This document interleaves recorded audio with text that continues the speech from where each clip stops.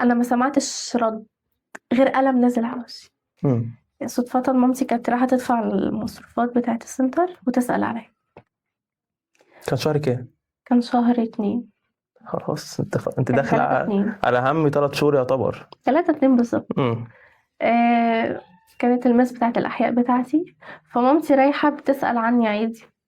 مم. المس اتكلمت بالنيابة عن الامتحان اللي أنا امتحنته، مش عن الشهور اللي عدت. ووريت مامتي الامتحان، وحنين مستواها وحش جدا. طبعا انا لما اتفاجئت بوجود ماما في المكان، انتي بتعملي ايه؟ انا كنت لسه صبت مره واحده صبت مره واحده. تعالي لي. بس وخلصت وسلمت عليها، وطبعا سمعت كلام تحفة جدا، مم. وكملت الحصة بتاعتي. خلصت الحصة رايحة عند مستر الفيزياء، لقيتها واقفة مستنيني في الشارع تحت. بعد الاحياء. طبعا بيبقى فيه داخل سناتر وطالع سناتر، فالدنيا زحمة جدا يعني. الله. فأنا واقفة بقول لها ماما انتي بتعملي ايه هنا؟ أنا ما سمعتش رد غير قلم نازل على وشي في الشارع. قدام الناس كلها. فأنا بصيت احساسك ايه بقى؟